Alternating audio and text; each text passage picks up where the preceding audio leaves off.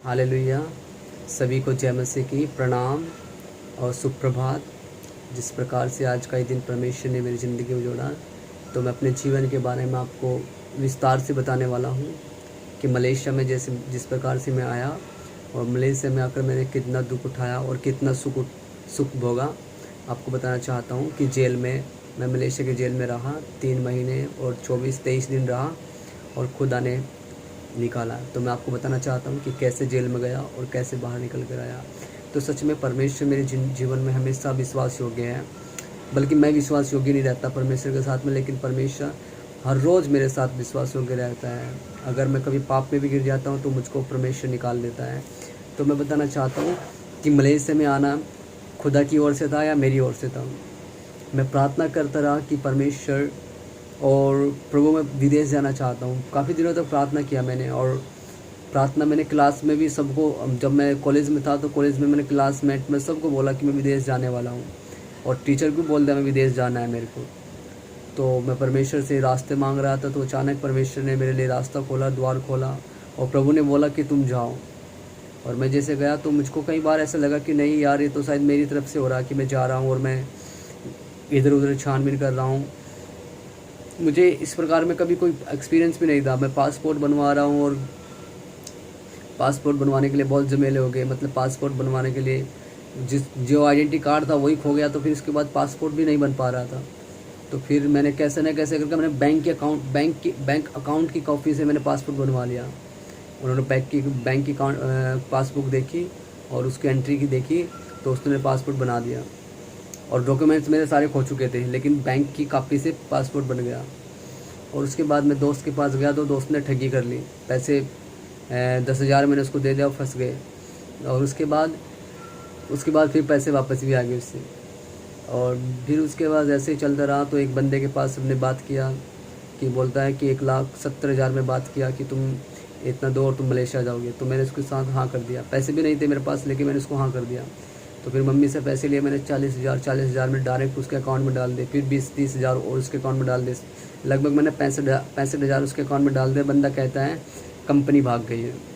तो मैं इतना परेशान, इतना रोने लगा। जंगल में जाता था, रोता था। परमेश्वर बोलते कि प्रभु मैंने क्या गलती की है यार।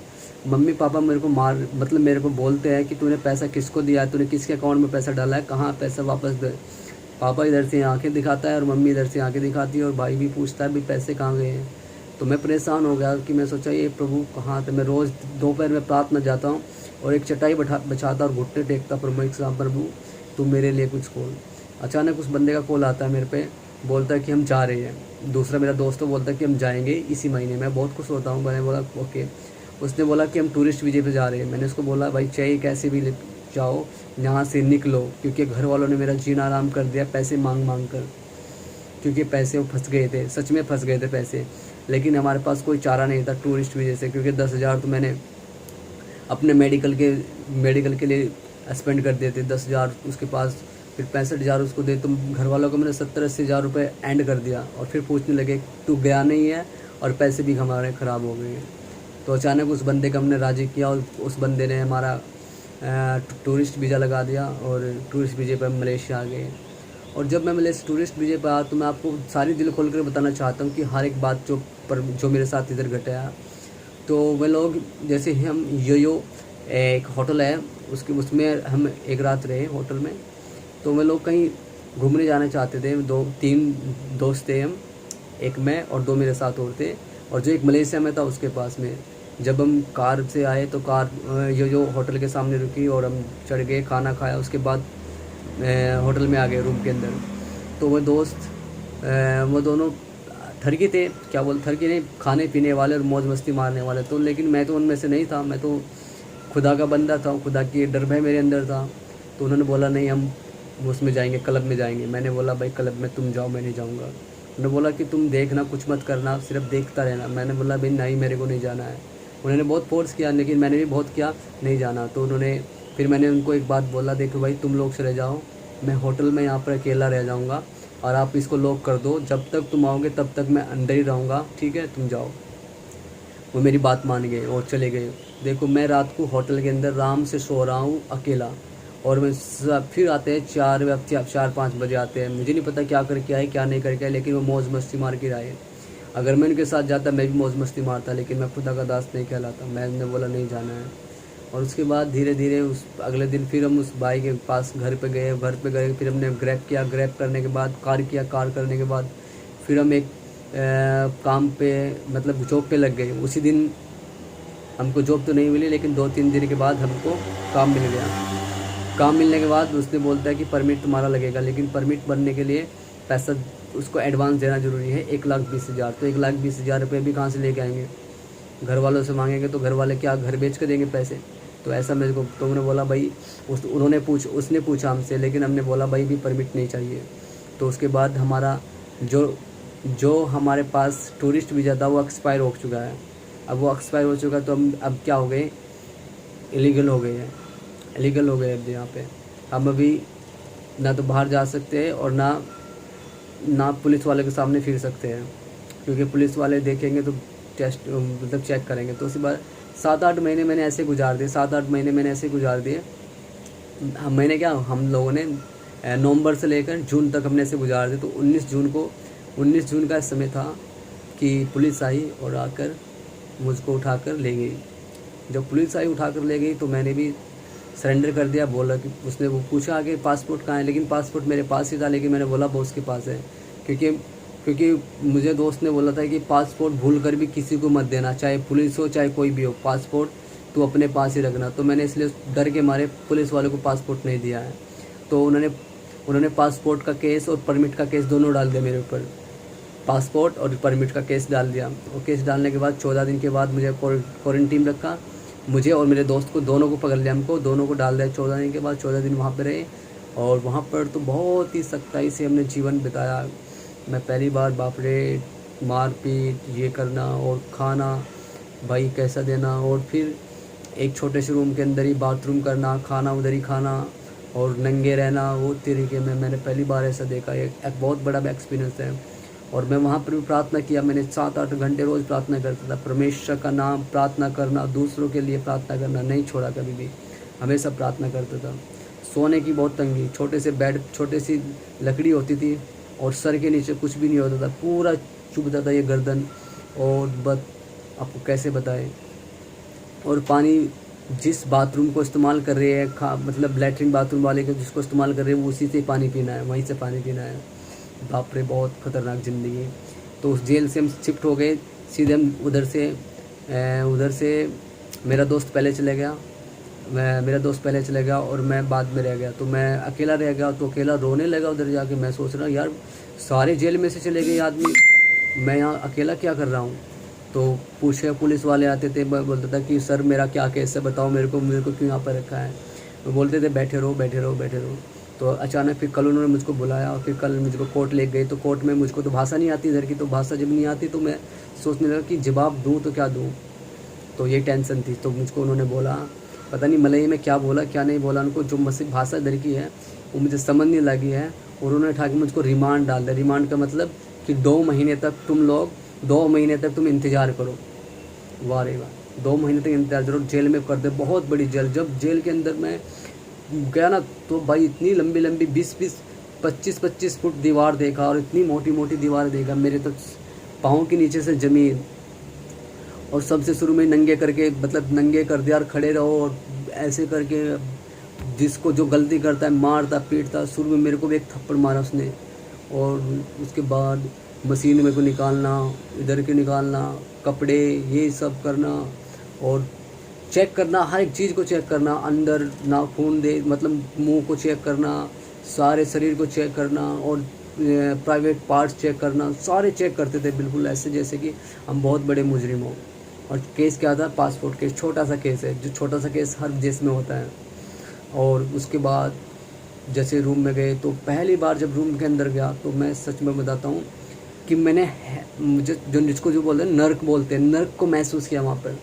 मतलब लोग खाना आया तो लोग एक दूसरे का खाना छीन कर खा रहे हैं। यानी कि मैं तो शुरू में जब जेल का खाना तो अच्छा नहीं लग रहा था ना, शुरू में मैं सोचा चिकन का पीस मिला, मुझको लेग पीस मिला चिकन का। मैंने उसको धीरे धीरे से ऊपर से कहा। एक व्यक्ति आया, उसने छा के हड्डियाँ उड़िया सब खा गई थी। मैं बोला, मैं कहा यार ये तो नरक से भी बदतर है। और लोग पता नहीं यार कैसे मैं आपको बताऊं, अपने प्राइवेट पार्ट में लोग तम्बाकू छुपा रहे हैं, प्राइवेट पार्ट में तम्बाकू लेकर आ रहे हैं। मेरी आंखों से मैंने देखा, ड्रग्स भी रहे हैं प्राइवेट पार्ट में, जो लेटर होता है ना उसको तोड़ मोड़ के उसको प्राइवेट पार्ट में लेकर आ रहे हैं लोग। तो मैंने पहली बार देखा है ऐसा भाई जेल के अंदर। मैं घबरा गया, मैं सोचा क्या यार ये तो पूरा ही नर्क है। और एक दूसरे के कपड़े फाड़ते हैं, दूसरे कपड़े चुराते हैं। एक अगर मेरा सेट है ना, मेरे सेट एक सिगरेट के लिए सेट बेच देंगे दूसरे आदमी को, ऐसा मैंने देखा। और खाने के लिए लोग टूट के पड़ते थे, उसका खाना छीन के खाना, इसका खाना छीन के खाना, ऐसा बुरा हाल जेल के अंदर, मैं क्या बताऊँ आपको। तो ये शुरुआत थी मेरा। और तब उसके बाद अचानक उस हेल से निकले, एक दिन ही रहे उसके अंदर उन लोगों के साथ। फिर उसमें क्या होता है ना कि फ़ॉरेन जो लोग होते हैं, जो विदेशी लोग होते हैं, उनको विदेशियों को अलग रखते हैं। तो जैसे ही मैं वहाँ से निकला तो विदेशियों के पास पहुँचा, तो विदेशों में जिसने बहुत सारे दोस्त मिले। तो मैंने सबसे पहले क्या देखा, जो सबसे पहले मैंने देखा बाइबल। बाइबल नहीं देखा मैंने यार, बाइबल तो थी यार, लेकिन ऐसी बाइबल थी सेम ऐसी थी, यही से ऐसी से सेम। तो मुझे किसी भी आईने से बाइबल नहीं लग रही थी, लेकिन मेरा दिल कह रहा था कि ये किताब कुछ है। मेरा दिल कह रहा था कि मैं इस किताब को देखने के लिए 2-3 बार गया, लेकिन अनदेखा हो गया। मतलब 2-3 बार इसलिए गया कि ये बाइबल है, लेकिन जब देखता फिर पीछे मुड़ गया था। अचानक मैंने इसको पूछ ही लिया बंदे को जो पढ़ रहा था इस बाइबल को, ये क्या कौन सी किताब है। उसने बोला बाइबल। जैसे उसने बाइबल बोला मेरी आंखों से आंसू आने लगे और मेरा दिल रोने लगा, सच में रोने लगा। क्योंकि 17 दिन तक मैंने बाइबल को नहीं देखा और नहीं पढ़ा। 17 दिन तक ज़िंदगी का पहला एक्सपीरियंस, 17 दिन तक बाइबल से दूर रहना। और जब 17 दिन के बाद बाइबल देखा ना, ऐसा बाइबल देखा मैंने वहाँ से, मेरी आँख से आंसू आ गए और मेरा दिल खुशी से मगन हो गया। और उसके बाद मैंने उस भाई को बोला, भाई मैं भी क्रिश्चियन हूँ, मुझे बाइबल पढ़ना है। और उसके बाद मैंने बोला मैं भी एक पास्टर हूँ, परमेश्वर का दास हूँ। तो वे लोग खुश हुए, उन्होंने मेरे हाथ मिलाया। और उनमें से एक भाई था सोलोमोन, वो बहुत ही अच्छा भाई था। उसने अपना सारा टेस्टिमनी मेरे को बताया। और वो अपनी वाइफ के बारे में, उसके पास 2 बेटे थे और उसके पास केस था, बहुत बड़ा केस, जिसमें उसने किसी के साथ धोखाधड़ी, मतलब किसी के अकाउंट से डॉलर मतलब अमेरिका से किसी के डॉलर निकाल लिया वो चोरी से। तो वैसे केस उसके ऊपर था। और उसकी बीवी से मैंने उसकी बात की, उसके बच्चों को भी मैंने देखा। और वो बच्चा बहुत ही निराश था वो। तो उससे मेरा दोस्ती हुआ और उसके दोस्ती के अनुसार बस उसको तभी कहीं और जाना था, उसको लेकर गए। तो मेरे पास सिर्फ यही सेट था वो, बाकी तो और कुछ भी नहीं था। तो उसने मुझको ये अपना बनियान दे दिया कि ये दोस्ती की लिए है। तो मैंने अभी तक इसको संभाल के रखा, देखो 6-7 महीने हो गए, लेकिन अब तक मैंने इसको अपने पास रखा है, दोस्ती की निशानी। सच में वो मेरा एक दोस्त अच्छा बन गया था। हम दोनों एक दूसरे के साथ प्रार्थना करते थे, हाथ मिलाते थे और खाना खाते थे। और फिर बाइबल, उसको थोड़ा कम नॉलेज था बाइबल के बारे में, तो मुझको थोड़ा ज़्यादा सा था। तो मैं उसको सिखाता था परमेश्वर के बारे में। हमारी दिब्बत होती थी मुसलमानों के साथ में, तो हम उनसे भी बात करते थे खुदा के कलाम से। क्योंकि मैं तो स्टडी किया हूँ और थोड़े स्टूडेंट भी हूँ और एक टीचर भी हूँ। और तो मैं तो अच्छी तरीके से जानता हूँ कि परमेश्वर के वचन को कैसे एक्सप्लेन करते हैं और कैसे सीखते हैं और कैसे सिखाते हैं। जानता हूँ, परमेश्वर ने सिखाया मेरे को। और मैं साथ ही साथ कुरान की स्टडी भी मैंने की और मैं कुरान के बारे में बहुत सारी चीज़ों को जानता हूँ। मैं किसी भी मौलवी से और किसी भी मुल्ला से बात कर सकता हूँ परमेश्वर के वचन को लेकर। मैं हारने वाला नहीं हूँ, क्योंकि खुदा मेरे साथ है और उसने मेरे दिल में और दिमाग में अपने वचन को उड़ेल रखा है। तो उसी प्रकार से बहुत सारी डिबेट होती थी, मुसलमानों के साथ में बहस होती थी कि यीशु बड़ा है, वो ये बड़ा है। मैंने बोला देख भाई, कोई बड़ा नहीं है, बड़ा वो है जो खुदा है, जिसने आपको और मुझको बनाया, उसकी इबादत करो। और वो खुदा कोई और नहीं है, वो हजरत ईसा मसीह है। तो लोग विश्वास नहीं करते थे, कोई बात नहीं। उसके बाद फिर मेरा जीवन ऐसे हो गया कि बस बाइबल तो उधर से मिल गया और पढ़ना स्टार्ट कर दिया। तो बहुत सारी चीज़ें मैंने पढ़ा उधर बाइबल के अंदर से, बहुत सारे चैप्टर्स पढ़ डाले, बहुत सारे साम पढ़ डाले और रट्टे मार डाले। क्योंकि कुछ काम ही नहीं था उस समय, कुछ काम ही नहीं था मेरे पास सिवाय बाइबल के। क्या करना, रोना बैठकर फिर बाइबल पढ़ना, यही काम था। या मन में सोचना क्या करना, कैसे बाहर जाना। सच में बताऊं, मैं ये सोचता था कि बाहर जाना कैसे है, कौन लेकर जाएगा, ये दिमाग में आता था। ये केस का भी पता नहीं लग रहा, केस 616 है। केस 616 मतलब पासपोर्ट भी नहीं है और ये भी नहीं है, और बिना पासपोर्ट के घर कैसे जाएंगे, ये भी सोच के डर लगता था। उसके बाद उन्होंने फिर बड़ी जेल में शिफ्ट कर दिया। 14 दिन के बाद वहाँ रहे, 14 दिन के बाद एक जगह और जेल में रहे, फिर उसके बाद 14 दिन वो फिनिश पूरे हुए, उन्होंने बड़ी जेल में शिफ्ट कर दिया। तो बड़ी जेल में शिफ्ट कर दिया, पहले तो उन्होंने हमारे बाल काट दिए, गंजा कर दिया पूरा, ये सब कुछ काट के गंजा कर दिया। और फिर उसके बाद रूम मिले हमको, अलग अलग रूम मिले, जिसमें एक रूम के अंदर 5-6 बंदे रहते थे, 10 बंदे, कभी 9, कभी 8 बंदे ऐसे रहते थे। तो कुछ बांग्लादेश के मिले, कुछ इंडिया के मिले, कुछ पाकिस्तान के मिले रूम के अंदर, उनसे दोस्ती किया, उनके साथ खाना पीना बैठ के, और 24 घंटे रूम के अंदर उधर ही रहना था। सिर्फ 9 बजे से लेकर 8 बजे 9-12 बजे तक हमको छोड़ते थे बाहर घूमने के लिए, ऐसे ही किसी के रूम में विजिट कर सकते थे। उसके बाद ऐसे जैसे हॉस्टल में रहिए, कभी महसूस नहीं किया है। तो मैं वहाँ पर दुआ प्रार्थना करना नहीं छोड़ता था। एक भाई सुलोमोन था, वो मेरे पास आता था कि भाई तुम प्रार्थना करो मेरे लिए, मैं उसके प्रार्थना करता था, बैठ कर एक दूसरे के साथ शेयर करता था, और परमेश्वर से प्रार्थना भी सुनता था। यहाँ तक कि एक बार ऐसा हुआ, जब मैं बाइबल मेरे पास थी और पढ़ रहा था, तो अचानक एक भाई था जिसका नाम निर्दोष था। निर्दोष, कुछ पाप नहीं किया था उसने, कुछ केस भी नहीं था उसका, निर्दोष था और निर्दोष ही था। जो मेरा केस, वो इसका केस, पासपोर्ट का केस था, लेकिन वो मुझसे पहले चलेगा। लेकिन एक बात क्या हुआ, परमेश्वर के आत्मा ने उसको छू लिया। मैंने उसको बुखार चढ़ा, बुखार चढ़ने के बाद मैंने हाथ रख के प्रार्थना किया, और परमेश्वर ने उसको चंगा किया। और अगले दिन उसको परमेश्वर ने पवित्र आत्मा बना के छू लिया, और वो मेरे साथ मतलब वो दिल से रोने लगा, बोलने लगा कि किसी ने मुझको छुआ। मैंने बोला खुदा ने यीशु में तेरे को छुआ, और ये हो गया। और उसके बाद उसने बोला कि यीशु मसीह को ग्रहण करना है, मेरे को बोलता भी यीशु मसीह को ही मानना है। उसने प्रभु यीशु मसीह को वहाँ पर जेल के अंदर ग्रहण कर लिया।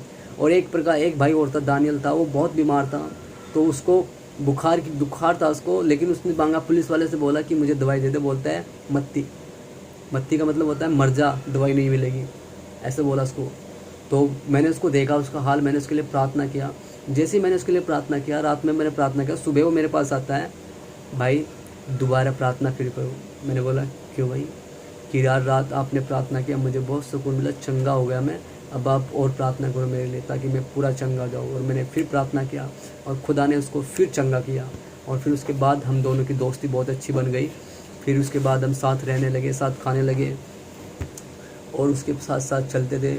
और देखो सोने का जगह तो ऐसा था यार, फर्श के ऊपर सोना, ठंडी लगनी, वो बेरी मच्छर खाने, ये सब तो होता ही था।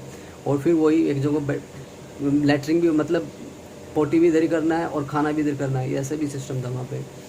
तो मैंने दुआ करना, प्रार्थना करना नहीं छोड़ा है। एक दोस्त आया पंजाब का, और मेरे साथ बहस करते थे, पंजाब से बहस करते थे, नहीं भाई सिखों के धर्म बड़े, ऐसे ये बड़े। मैंने बोला भाई यीशु बड़ा है। और उन्होंने चैलेंज किया मेरे को कि अगर तेरा यीशु बड़ा है तो जेल में से बाहर निकल के दिखा। मैंने बोला कोई नहीं, खुदा के लिए nothing is possible for God. परमेश्वर के लिए कुछ भी संभव नहीं है, कुछ भी असंभव नहीं है, सब कुछ संभव परमेश्वर के लिए। तो ऐसा चलता रहा। तो अचानक मतलब हमारी बहस होती थी रात को 12 बजे तक, 11 बजे तक हम बहस करते रहते थे। दूसरे आदमी हम लोग को बोलते थे भाई तुम क्या बात कर रहे हो? हमने बोला भाई हम कुछ बहस कर रहे हो। वो बोलता था कि भाई उसने कई हज़ार किलो, मतलब कई किलो की तलवार चलाई, उसने ये किया, सन 84 वाली बात, सन 1984 वाली बात, ये बात वो बात, उन्होंने सब कुछ, मतलब बहुत सारे मुझे बेइज्जती करते थे। मैंने बोला भाई देख, मैं तो हिंदू हूँ, लेकिन यीशु मसीह पर विश्वास करता हूँ, उसने मेरे जीवन को बदला, को तुम विश्वास करोगे तो तुम्हारे जीवन को बदलेगा। उन्होंने विश्वास नहीं किया। मैं तो यही सोचते थे कि भाई एक का नाम लारा था, एक का नाम विक्की था, एक का नाम जैसे था, और एक का नाम दलेर था। ये 4-5 दोस्त मेरे थे, और जो मुझसे बहस करते थे, बोलते थे बेवकूफ़ है बंदा जो ऐसी बात करता। लेकिन मैं सुसमाचार प्रचार सबको सुनाता था, जो भी मिलता था प्रार्थना करता था उसके लिए। खुदा मुझको अगुवाई करता था वहाँ पर, मैं सबके रूम में जाता था, देखता था। तो बहुत सारे नेपाल से भाई मिले मुझको, उनके लिए प्रार्थना करता था। मैंने बहुत सारे जेल के अंदर थे लोग जो अपने परिवार से अलग थे, अपने घरों से अलग थे, मैं उनके लिए प्रार्थना करता था। मैं सब कुछ आपको विस्तार से इसलिए बता रहा था कि आप समझो कि जेल की लाइफ क्या होती है। मैंने कभी महसूस ही नहीं किया मैं जेल के अंदर था। जब भी मैं चलता था मैं सोचता था यार ये तो हॉस्टल है यार, सच में हॉस्टल टाइप का होता था जेल। लेकिन खाना सबसे बेकार मिलता था, यही चीज़ थी, खाना बेकार, पानी बेकार, और सोने के लिए कुछ नहीं है, सिर्फ ऐसे ही सो जाओ। जैसे ये फर्श है ना, फर्श पे ऐसे ही सो जाओ। ठंड लग रही है तो भी सह लो, गर्मी लग रही है तो भी सह लो, मच्छर काट रहे तो भी सह लो। बस यही चीज़, यही शर्ट में पूरा 3 महीने और 23 दिन, मतलब ऑलमोस्ट 4 महीने इसी शर्ट में गुजारे मैंने। इसको ही धोया, इसको ही पहना, इसको ही धोया, इसको ही पहना, ऐसे। और पैंट भी एक ही था, एक एक अंडरवेयर था, बस ये 3 चीज़ें यही रखता था। और इनको भी चोरी करने के लिए लोग बहुत, चोरी करने वाले बहुत पीछे लगते थे कि चोरी करके वो क्या करते थे, एक साइड को बेच दिया, एक तम्बाकू ले लिया, ये करते थे। तो परमेश्वर ने बहुत, फाइटिंग भी बहुत होता था वहाँ पे, फाइटिंग है, गैंग स्टार होते थे वहाँ पे लोग, अगर उसकी बात नहीं मानेंगे तो वो मारेगा पीटेगा, क्या करेगा। तो मैं, मेरे साथ तो लोगों ने हाथ उठाने की तो कोशिश की लेकिन मार नहीं पाए, क्योंकि खुदा मेरे साथ था। मैं हम्बल, अपने साथ आपको नम्र बना के रखता था दूसरों के सामने। मैं, अगर कोई मुझको मार रहा है तो मैं सीधा ऐसे बोल देता था, भाई मार ले यार, क्या करेगा, क्योंकि अगर मैं इधर से मारूँगा तो और ज़्यादा वो लड़ाई होगा। तो ऐसे ही होता था। और उसके बाद दूसरी जेल में शिफ्ट हो गया, और कई, परमेश्वर ने कई दर्शन दिए मुझको वहाँ पे जेल के अंदर, दूसरों के बारे में भी दर्शन दिए जो जिनके घर में, जिनके साथ होता था। और वो लोग बहुत खुश होते थे जब उनका मैं दर्शन उनको बताता था कि भाई परमेश्वर ने आपकी फैमिली का दर्शन मुझको दिया है। वो लोग बहुत खुश होते कि ऐसा आपको कैसे पता। मैंने बोला मैं परमेश्वर का एक दास हूँ, मैं एक प्रॉफिट हूँ, और परमेश्वर ने मुझे अपनी महिमा के लिए चुना है। तो एक भाई था, किसका नाम मैं जो भूल गया, प्रिंस था। 2 प्रिंस थे, एक प्रिंस एक जॉन और एक प्रिंस और था। एक तो अफ्रीकन था, एक फिलीपींस का था, 2 फिलीपींस के थे दोनों। और तो उनके साथ में चेस भी बहुत खेला मैंने, चेस, बाइबल पढ़ना, प्रार्थना करना, चेस खेलता था, उनको सीखता था और खेलता था चेस। तो उसके बाद मैंने, भाई प्रिंस तो मेरे से बहुत दोस्ती हो गया, उससे बहुत अच्छी दोस्ती हो गया, क्योंकि जो प्रिंस था उसके बारे में मैंने सब कुछ बता दिया, उसके बारे में परमेश्वर ने मुझको बताया और मैं उसको सिखाता था। तो वो बोलता कि यार तू सच में प्रभु यीशु मसीह है मेरे लिए, और सच में तू आया, तेरा चेहरा भी ऐसा लग रहा है मेरे को। तो मैंने बोलता था भाई मैं कुछ भी नहीं हूँ, सिर्फ खुदा ही सब कुछ है, वो मुझको तेरे लिए लेकर आ जेल में। उसका केस भी कुछ नहीं था, कुछ बड़ा नहीं था, लेकिन मैं आशा करता हूँ कि भी वो अपने घर पे होगा, सही सलामत होगा और खुदा की बंदगी कर रहा होगा। पता नहीं कभी कहाँ है, सब लोग कहाँ नहीं हैं। लेकिन उसके बाद मैं सोचता था कि प्रभु अब निकलना कैसे, सब कुछ मैंने, प्रभु जी आपने कहा, मैंने किया, अब निकालो यहाँ से। नहीं, उसके बाद मैं चर्च चलाता था उधर ही चर्च। मैंने बोला हम जैसे 10-15 लोग हो गए, 10-12 लोग हो गए, क्रिश्चियन हो गए, तो मैं सबको बुलाता था, बोलते भाई आ जाओ प्रार्थना करेंगे। वहाँ लोग आते थे, सुनते थे, और उनके द्वारा अन्य जाति लोग भी सुनते थे हमारी संगति को, जो हम चर्च लगाते थे बैठ के। कोई इधर बैठा, कोई इधर, मैं बाइबल पढ़ रहा हूँ, बैठ के प्रार्थना कर रहा हूँ, सबके लिए ऐसा भी होता था। और एक जेल के अंदर भी चर्च था जो एक हफ्ते में 3 बार चलता था। एक हफ्ते में 3 बार पास्टर आते थे बाहर से प्रचार करने के लिए, और फिर हमको बुलाया जाता था। तो मुझे कभी कभी चांस मिलता था, क्योंकि बहुत सारे लोग चांस को मिस करते थे, लेकिन मैं मिस कर नहीं करता था। मैं तुरंत तैयार होकर बाइबल लेकर, बाइबल तो नहीं था लेकिन तैयार लेकर, एक कार्ड होता था, उस कार्ड को लेकर तुरंत बोला कि मुझे भी जाना है, क्योंकि इस कार्ड के बिना हम कहीं नहीं जा सकते थे। कार्ड मिलता था वहाँ से, और उस कार्ड को लेकर मैं जाता था और चर्च में जाते थे।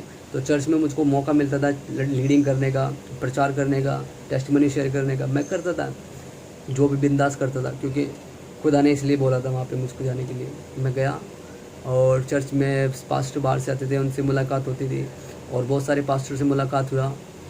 और उसके बाद क्या हुआ, उसके बाद सब कुछ फाइनल हो गया। फिर उसके बाद बस मुझको बोल दिया कि प्रभु अब तो मेरा कोर्ट ला दे, मेरे कोर्ट में जाना है, और बस इस जेल को मैं अलविदा बोलता हूँ। मैंने इस जेल को अलविदा बोला, और उसके बाद परमेश्वर ने मेरे लिए रास्ता खोला। मैं कोर्ट में गया और मैंने प्रार्थना किया, प्रभु जज, वकील, मैं उनके लिए प्रार्थना करता हूँ, उनके मुंह से एक शब्द बनाने के लिए, बस उनको आज बंद कर दे, आज जो भी बोले तेरा पवित्र आत्मा बोले, और मुझको बाहर निकाल, बस यहाँ से मुझको विदेश, मतलब मुझको बाहर निकाल। परमेश्वर की इच्छा पूरी होती है। जिस प्रकार से मेरा एक दोस्ती भी वहाँ पे हो गया था, पास्टर का नंबर मेरे को मिल गया था। और फिर उसके बाद मैं जेल में ही था, और जेल से बाहर गया तो अलविदा बोला उसको। उसके बाद लॉरी में, मतलब कार में बैठ कर, जैसे होते हैं ना वो फिल्मों में लॉरी लेके जाते हैं, उसमें बैठ कर गया। और फिर उसके बाद 1-1.5 घंटे में आ गया, तो कोर्ट में गया, कोर्ट में बैठे, तो कोर्ट में इंतज़ार किया कोर्ट जज आ गया। तो जैसे मैं अंदर गया तो मुझको अक्षय कुमार के नाम से बुलाते थे, और फिर अक्षय कुमार के नाम से बोलते थे बैठ जाओ, बस कुछ नहीं बोलते थे मुझसे। बिल्कुल जैसे ही परमेश्वर ने उनके कानों को भी बंद कर रखा हो, और उनके मुंह को बंद कर रखा हो, और उनकी आंखों को भी धुंधली कर रखा है, ऐसा सच में मैंने देखा। और देखो, एक ऐसे अकेला बंदा मैं था जिसको एक दिन में 3 बार बुला गया, बाकी अन्यथा सबको, किसी को 2 बार, किसी को 1 बार में फाइनल। मुझको अब मेरा केस ख़त्म, मतलब अभी मेरा वायरी ख़त्म हो गया। अब मुझको बोल दिया कि तुम वापस जाओ। फिर मुझको पुलिस वाला लेकर आता है कि अब तुम्हें फिर बुलाया है। मैं गया, मैं उसको बुलाते हैं, कुछ नहीं बोलते मेरे साथ। मैं उनको एक बार, उसको लड़की जो मुस्कुरा रही थी मेरी तरफ देख कर, मैंने उसको बोला, जो वकील थी, madam I can understand English, मैं इंग्लिश जानता हूँ, मेरे साथ इंग्लिश में बात करो।